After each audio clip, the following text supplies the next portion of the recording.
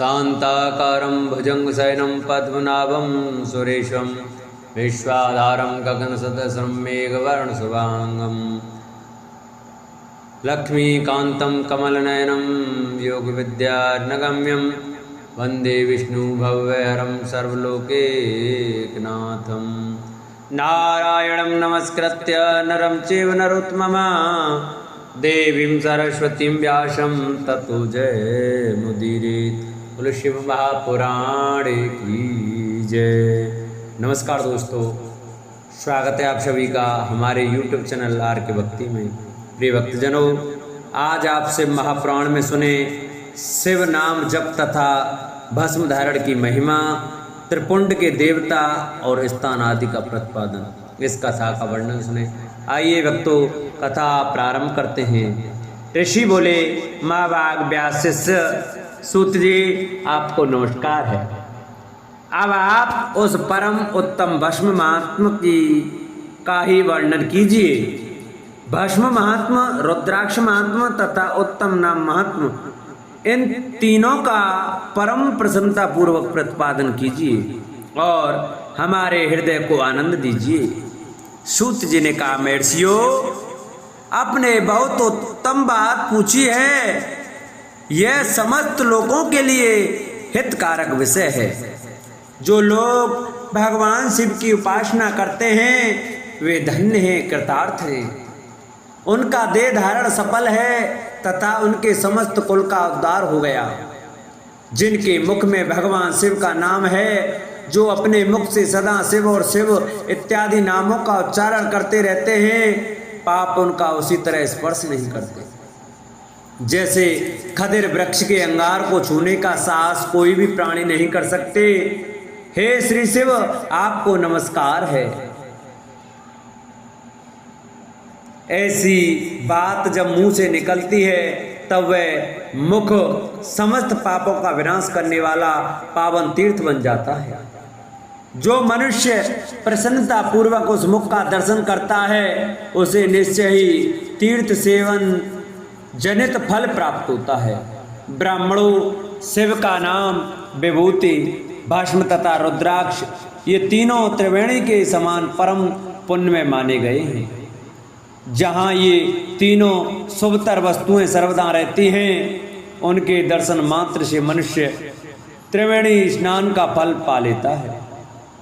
भगवान शिव का नाम गंगा है, विभूति यमुना मानी गई है तथा रुद्राक्ष को सरस्वती कहा गया है। इन तीनों की संयुक्त त्रिवेणी समस्त पापों का नाश करने वाली है। श्रेष्ठ ब्राह्मणों, इन तीनों की महिमा को सदुलिक लक्षण भगवान महेश्वर के बिना दूसरा कौन भली भांति जानता है। इस ब्रह्मांड में जो कुछ है वह सब तो केवल महेश्वर ही जानते हैं। विप्रगण, मैं अपनी श्रद्धा भक्ति के अनुसार संक्षेप से भगवान नामों की महिमा का कुछ वर्णन करता हूँ। तुम सब लोग प्रेम पूर्वक सुनो। यह नाम महात्मा समस्त पापों को हर लेने वाला सर्वोत्तम साधन है। शिव नाम रूपी दावानल से महान पातक रूपी पर्वत अनायास ही भस्म हो जाता है। यह सत्य है, इसमें संशय नहीं है।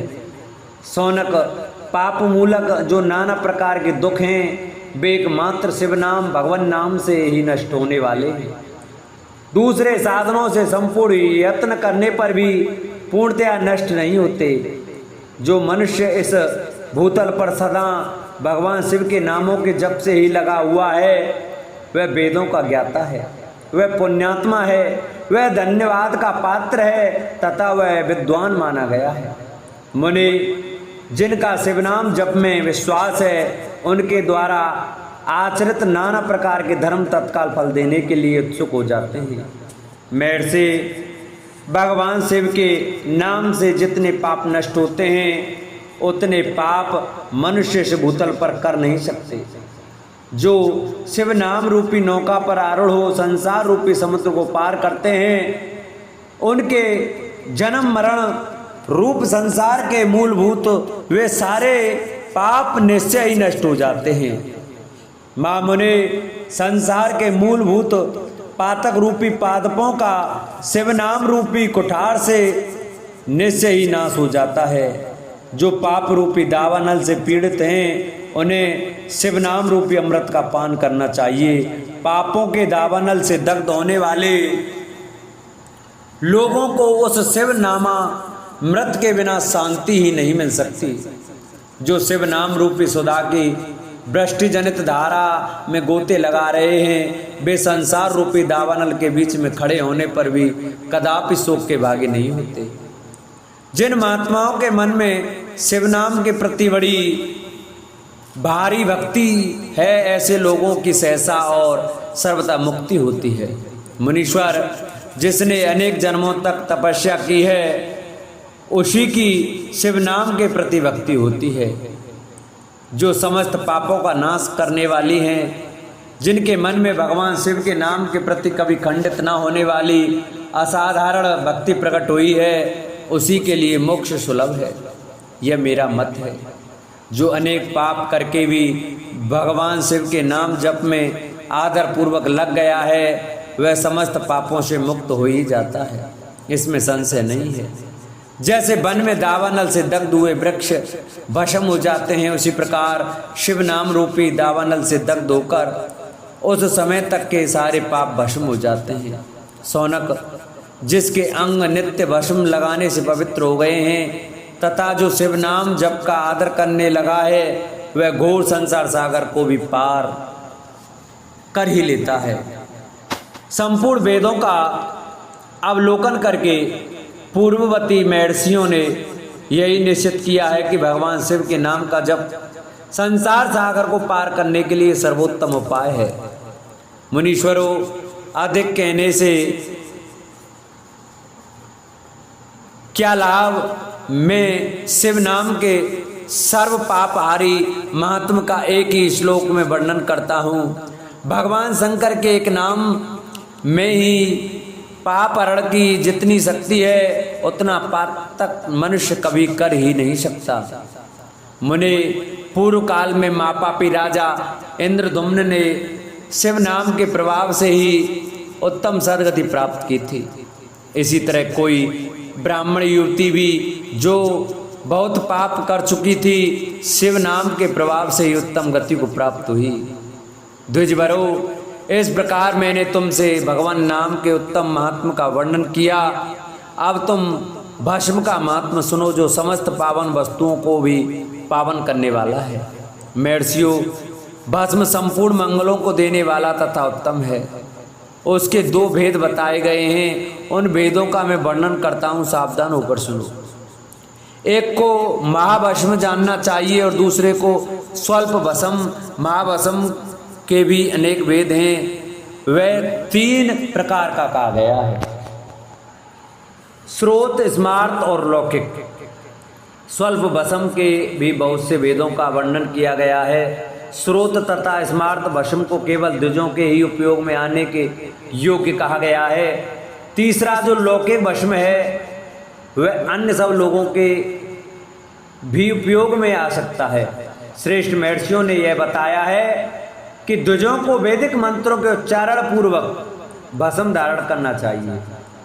दूसरे लोगों के लिए बिना मंत्र के ही केवल धारण करने का विधान है। जले हुए गोबर से प्रकट होने वाला भस्म आग्नेय कहलाता है।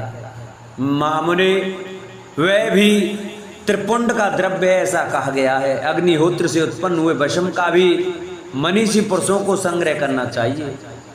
अन्य यज्ञ से प्रकट हुआ भस्म भी त्रिपुंड धारण के काम में आ सकता है।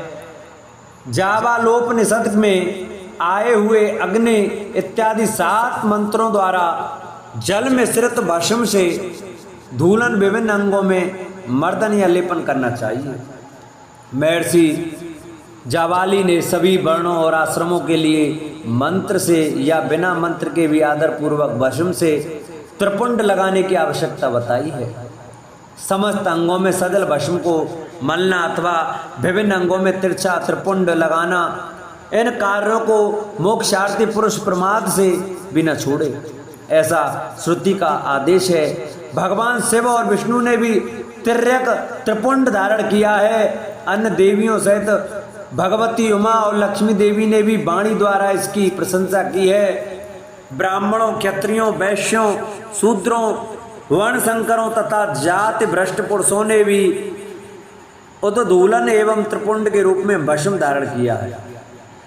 इसके पश्चात भस्म धारण तथा त्रिपुंड की महिमा एवं विधि बताकर सूत जी ने फिर कहा, महर्षियों, इस प्रकार मैंने संक्षिप्त से त्रिपुंड का महत्व बताया है।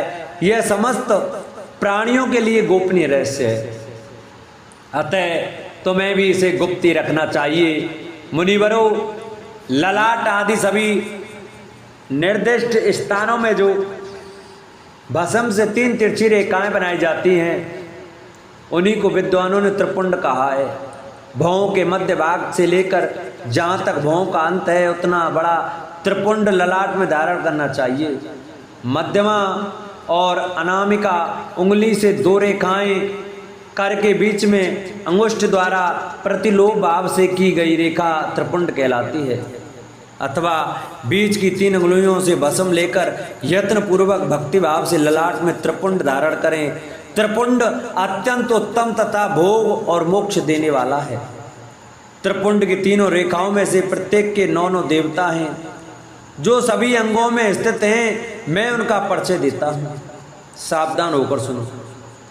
मुनिवरों, प्रणव का प्रथम अक्षर अकार, गाहारपत्य, अग्नि, पृथ्वी, धर्म, रजोगुण, ऋग्वेद, क्रिया शक्ति, प्रातसवन तथा महादेव, ये त्रिपुंड की प्रथम रेखा के 9 देवता हैं।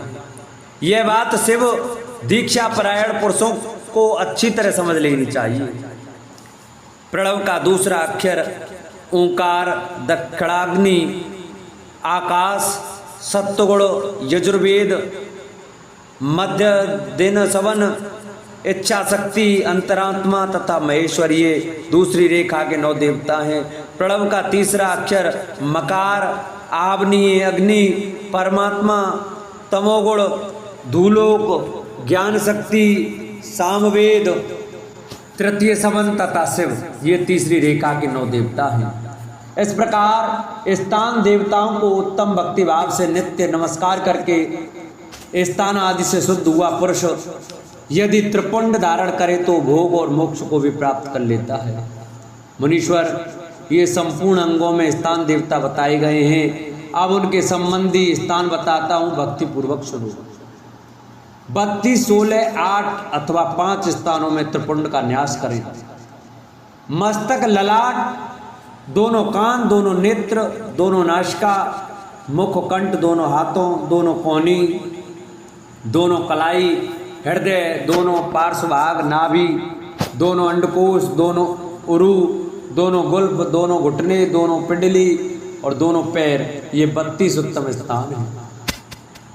इनमें क्रम से अग्नि, जल, पृथ्वी, वायु, 10 दिक्प्रदेश, 10 दिक्पाल तथा 8 वसुओं का निवास है। धर, ध्रुव, सोम, आप, अनिल, अनल, प्रत्यूष और प्रभास, ये 8 वसु कहे गए हैं।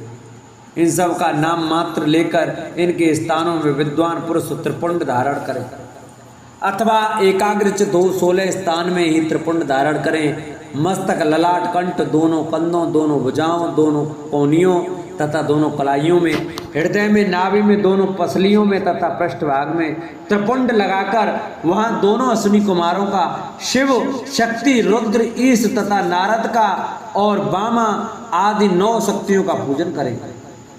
ये सब मिलकर 16 देवता हैं। अश्विनी कुमार 2 कहे गए हैं, नासत्य और दस्त्र अथवा मस्तक, केश, दोनों कान, मुख, दोनों भुजा, हृदय, नाभि, दोनों उरु, दोनों जानू, दोनों पैर और पृष्ठभाग। इन 16 स्थानों में 16 त्रिपुंड का न्यास करें।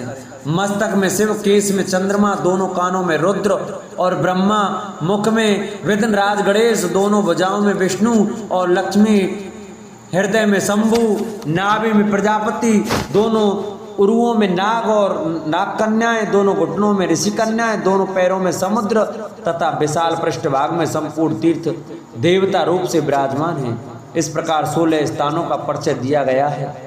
अब 8 स्थान बताए जाते हैं। गुहा स्थान, ललाट, परम उत्तम, कर्ण युगल, दोनों कंधे, हृदय और नाभि, ये 8 स्थान हैं। इनमें ब्रह्मा तथा सप्तऋषि ये 8 देवता बताए गए हैं। मुनीश्वरों, भस्म के स्थान को जानने वाले विद्वानों ने इस तरह 8 स्थानों का परिचय दिया है, अथवा मस्तक, दोनों भुजाएं, हृदय और नाभि, इन 5 स्थानों को भस्म वेत्ता पुरुषों ने भस्म धारण के योग्य बताया है। यथा संभव देश काल आदि की अपेक्षा रखते हुए उद्दूलन भस्म को अभिमंत्रित करना और जल में मिलाना आदि कार्य करें। यदि उद्दूलन में भी असमर्थ हो तो त्रिपुंड आदि लगाएं। त्रिनेत्रधारी, तीनों गुणों के आधार तथा तीनों देवताओं के जनक भगवान शिव का स्मरण करते हुए नमः शिवाय कहकर ललाट में त्रिपुंड लगाएं। ईर्षाभ्याम नमः ऐसा कहकर दोनों पार्श्व भागों में त्रिपुंड धारण करें। बीजाभ्याम नमः यह बोलकर दोनों कलाइयों में भस्म लगावें। पितराभ्याम नमः कहकर नीचे के अंगों में, उमेशाभ्याम नमः कहकर ऊपर के अंग में तथा भीमाय नमः कहकर पीठ में और सिर के पिछले भाग में त्रिपुंड लगाना चाहिए। बोल शंकर भगवान की जय, बोल शिव महापुराण की जय। प्रिय भक्तजनों, आज की कथा का हम यही विश्राम करते हैं। कल की कथा में आपको रुद्राक्ष धारण की महिमा तथा उसके विविध भेदों का वर्णन यह कथा सुनाएंगे। तो सभी भक्तजन हमारी कथा को प्रतिदिन बड़े श्रद्धा भाव और प्रसन्न चित्तमन से सुने। जिन भक्तों ने अभी तक हमारे चैनल को सब्सक्राइब नहीं किया है वो हमारे शिव महापुराण की कथा और भी कथाएं सुनने के लिए हमारे चैनल को सब्सक्राइब करें। बगल में बेल आइकन का बटन अवश्य दबाएं, जिससे जो भी वीडियो हम अपलोड करें उसका नोटिफिकेशन आपके पास अवश्य पहुँचे और आप हमारी कथा श्रवण कर सकें। हमारी वीडियो को लाइक करें, चैनल को सब्सक्राइब करें और वीडियो को शेयर करें और कमेंट में ओम नमः शिवाय अवश्य लिखें। बोलो शिव महापुराण की जय, बोलो शंकर भगवान की जय।